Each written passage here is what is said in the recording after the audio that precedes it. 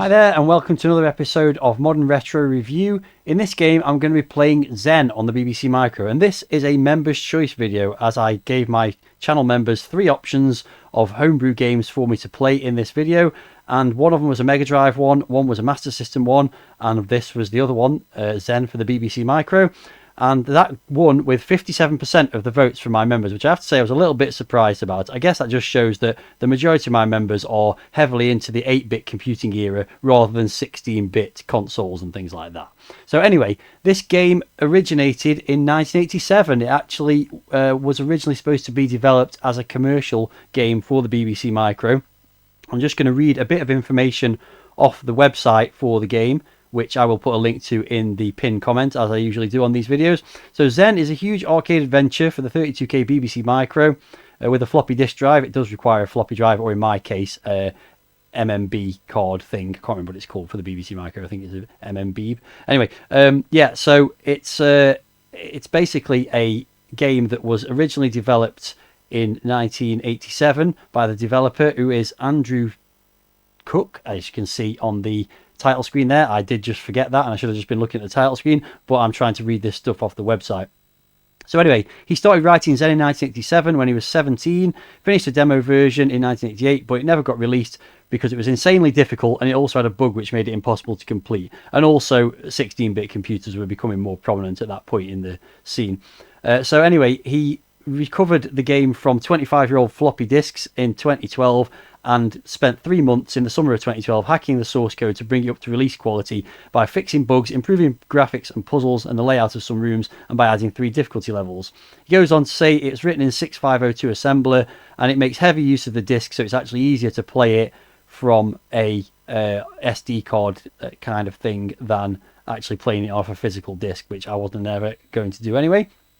He says that the game is freely available to download and play, but if you do enjoy playing it and want to make a contribution, you can pay £4, and again you can do that on the website, which I will put the link to. So that pretty much sums up where it's at. So this game, pretty old even by sort of homebrew standards. It's been around for 13 years, so it's a retro homebrew game, which is a fairly rare occurrence, I would say. So I'm going to get started on the game in a moment. As you've been watching while I've been muttering on about the background for the game, you can see that lots of screenshots or screens from the game are displayed in rotation. The title screen has got some credits on it, high score. You can load and save the game to disk, and also there are 3 difficulty levels. So pretty nice presentation. In fact, let's be honest, very nice presentation. But I should probably get the game started so you can see what it's all about. So unsurprisingly, I'm going to start this on novice level. I don't know what the difficulty levels are. Maybe get less health to start with, or maybe there's more enemies or something like that. I don't know. So anyway, you start off in a prison. You've been captured. I don't know if I told you the backstory, but you've been captured by Zen, an evil wizard or something, and you've got to escape his castle. So as you can see, it's top-down sort of maze-style view, sort of reminiscent of something like Gauntlet. But I'll also say this was probably quite heavily inspired by the superior software game Citadel. There are items to pick up and use, puzzles to solve and things like that. So the first item, as you can see, I'm trapped at the moment. When you walk up to things, it will describe what you're walking up to if it's something that you can interact with. So you can see it says a locked door in the status panel at the bottom there. By the way, this game uses 4-colour, I think it's mode 2 or it might be mode 5, but anyway, it uses a 4-colour graphics mode, but it's using a split screen effect, so that the bottom section remains red, white, yellow and black all the time, and the top section with the screens that you're navigating around, that changes colour as you move between them. So anyway, in front of me is a rock, which I'm going to pick up. As you can see, I'm holding a large stone, and the first puzzle to solve is how to get out of the room, and you use the keyboard to control your player. Unsurprisingly, it is a BBC Micro game, so it's the usual Z and X, asterisk and question mark for up, down, left, right, up and down. Return fires, space picks items up, and there's also U and E for using and examining items. You can carry 3 items at once, which is displayed at the bottom right of the screen. So anyway, after all that, I'm going to press U, and yeah, as you can see, I've got out of the cell. First puzzle solved. So some items you can just pick up by walking into them. Some give you score, some give you health boosts. You've only got 1 life, and you can see health there. You can also pick up some arrows to fire eventually. And there's also something else under the arrows, which is I've got 2 of, but I don't actually know what that is. Maybe that's rocks, is it? No, because I've got rid of the rock. I don't know. Anyway, let's move on. So as you can see, move on to the next screen. The colour scheme changes from one screen to another. And at the moment, guards are to be avoided. But just to show you what happens if you don't, if you walk into them, you lose a bit of health. As I mentioned, you've only got the 1 life. Okay, so I've now picked up 10 arrows, and what I'm going to do is demonstrate how not to play this game. What you shouldn't be doing is going willy-nilly shooting lots of enemies. In fact, I've wasted an arrow there, so I'm going to save the game at this point, just to show, because I'm going to show you what not to do in this game, and one of the problems with the game. So if you press F0, you can save your current position. As you can see, saving game, please wait. And I will carry on. So I'm going to shoot these 2 enemies as well. I'm going to try and get this as quickly as possible. One of them's dropped some keys, but you wouldn't know that until you played it at least once. So I'm going to pick those keys up. Try to get through this as quickly as possible. Those keys open these doors basically, so you press U to use the keys and that opens the door and gives you access to some of the rooms. It doesn't give you access to all of them. They're not master keys or whatever. For example, if I go down here and try and use them, it says the keys don't fit, and the same for, let's go to this one over here. You get the idea. But what they do give you access is these 2 rooms in this screen here. So there's another key that I'm going to need fairly soon. So I'll pick that up, and there's also an unlit candle there. I'm going to pick that up as well. So as you guys walking around, the noise he makes, his footsteps, very reminiscent of Saberwolf. Graphical style is pretty, you know, sort of something you would expect to get on a BBC Micro game. Quite chunky graphics, pretty nicely defined. The scale's right. I think there's enough going on the screen that you don't feel like it's a bit cramped. And pretty nicely drawn generally, the graphics. There are a few that look like they were probably inspired by a game like Citadel, as I mentioned. Anyway, I've walked to this door, and as you can see, this is locked door number 1, and if you didn't notice, I'll just cycle. You can use the greater than, less than buttons to cycle between the 3 items in your inventory. And if I move to this one, as you can see, it's a gold door key number 1, so unsurprisingly, if I use that, it opens that door. Oh, I did not mean to walk through that stuff. In fact, I didn't know I could. So I'm going to shoot. No, I'm not going to shoot one of those enemies at the moment. I can't get through that door. Go to this door here. That's a locked door number 2. So you get what's going on here. You've got to find the keys for these doors. So I'm going to do this quite quickly because at the moment that's door number 2. I'm not playing this too seriously this time because I want to demonstrate one of the issues with this game. So that was door number 2, so that'll get me into there. Oh no, wrong button. And there's a door key for number 3, and that's going to get me through this door.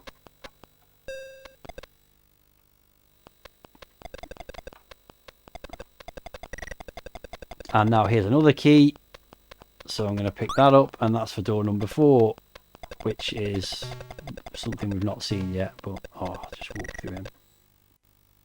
I just want to do this quickly, as I said, just to demonstrate what's going on with the game. So over here, if I remember rightly, do all this. Let's shoot these 2 guys as well. Once you shoot enemies, they don't respawn. Well, there's different types of enemies. The ones you can see here, the one that's flying around, that is a thing called a ghoul. There's 3 types of enemy. There's guards, which are the ones that patrol. There's ghouls, which spawn randomly and fly around a little bit, can bump into you and drain some health and then disappear again. And there's also ghosts, but I don't think I've seen those yet myself to the level I've been playing this game so far. Anyway, here I come to another door. This is door number 4, so I'm going to use that key to get in. And then I hit these blocks, and as you can see, I can't get past them, but they're destructible. So I'll fire my 3 arrows. And that's destroyed the first block. You can probably see what's going to happen here. Fire 2 arrows, and look, I'm stuck. I can't get any further. There's no more arrows to be picked up anywhere on the screen that we've seen so far. So straight away you run into a problem, which is if you use up your arrows too soon, you can't make any progress in the game. And there are other scenarios like this as the game progresses.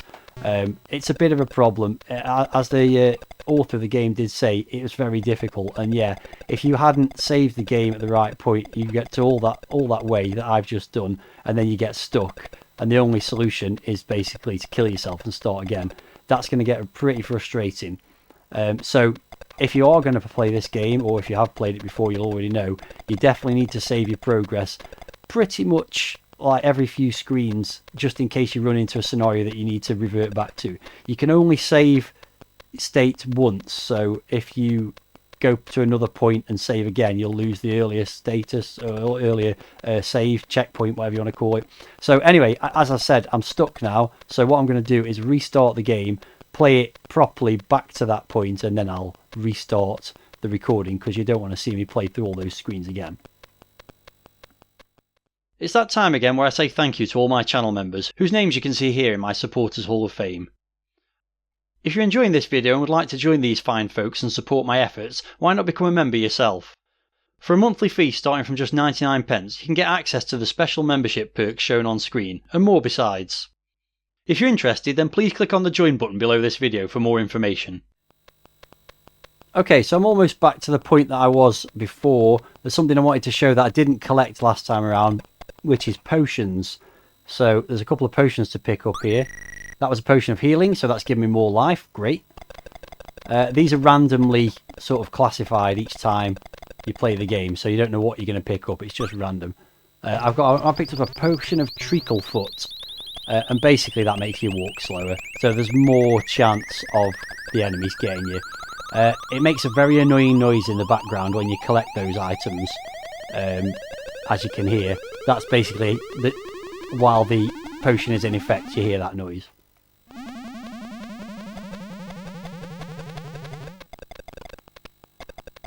There you go, it's run out. So I'm almost back to this point. I've got 8 arrows left. The only arrow I used after the save point that I did earlier was to kill the guy who had the keys. So I'm going to open this door, and now I can shoot all those blocks, and I've still got a couple of arrows left, and I'm safe to make progress in the game. So at this point I'm going to stop and save again. So F0 to save, and yes. And here comes another puzzle in the game, which I will show you again. I'm just waiting for that thing to die. So here there are some levers, and you can pull the lever left or right. So I'm going to do it left, which is what I did the last playthrough of this I had. So that's moved some of the gates around, and I can now go into this section here and get more arrows, which is great because I'm going to need those. But I've got a bit of a problem, and that is that I now can't get back to the previous screen where there was some blocks to be shot through. So yeah, once again I've got a problem. Now what you'd think is you'd be able to switch the levers back again, but you can't, because if you walk back up to this, then there's no option to press L or R anymore. Basically you're just stuck. So there is this grate down here. You see events fixed by screws, but you can't destroy that with your arrows. So basically I'm stuck again, aren't I? So once again, annoying, but I did save the game. So what I'm going to do now is quit out the game and show you the basically the restarting, because I may as well, since I'm recording anyway and I've got to do it. So I'm going to press L to load the game, just to show that this functionality does work if you're using an SD card solution. And I'm back where I was before I pushed those levers. But I've still got a problem, because I don't know what to do next, because I can't get through those destructible blocks there. I don't know why I keep moving off. I think this guy's going to hit me when he comes down to the bottom of the screen. Or does he turn around there? Oh, he turns around there. I'm safe. So I can see the screwdriver that I need to undo the grate. it's on the left hand side. I'm assuming that's a screwdriver. It kind of looks like one, but I can't get into this series of rooms because I haven't got enough arrows to shoot the blocks. So I don't know what you're supposed to do here. Can I get through this door? Let's just try, just in case I can use... Nope. Doesn't work. Unless these only need one to destroy. No. No, I am stuck there. I do not know what to do. So going back down here, I've still got the option of whether to push left or right. I can't get through that gap there without pushing left, I presume. But let's try pushing right and see what happens. Yep, so that's moved... Ooh, that's moved that. And give me access to all this treasure. Which is great. But now, if what I think is going to happen is going to happen, I then can't push the lever the other way again. And I'm still stuck, but hang on a second. No, again, I can't push the lever. So I really do not know what to do now. I'm basically stuck. I can't work it out. Let's restore again. I'm clearly not getting any further there. So I don't know.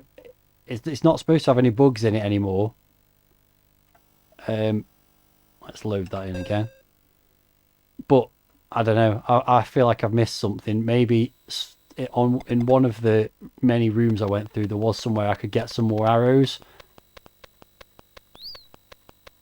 But I can't see an obvious solution to this problem. Definitely need to be able to get into that room somehow. The only way to get into that room is to shoot all the blocks that are in the middle of the screen. Then I could get the arrows, I could get the treasure, whatever that yellow sort of coiled thing is. I could get all those things. But not if I can't get into those rooms, so I'm really not sure what's going on. Let's just try firing a few more.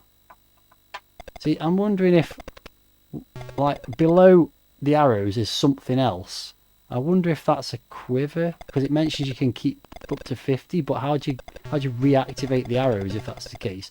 And I need to reconsult the instructions, I think. So yeah, I'm just gonna I'm not going to do that live. I'm going to pause the recording again, reset myself back to that point and see if I can work out what those two things are that are below the arrows that I've now all used up.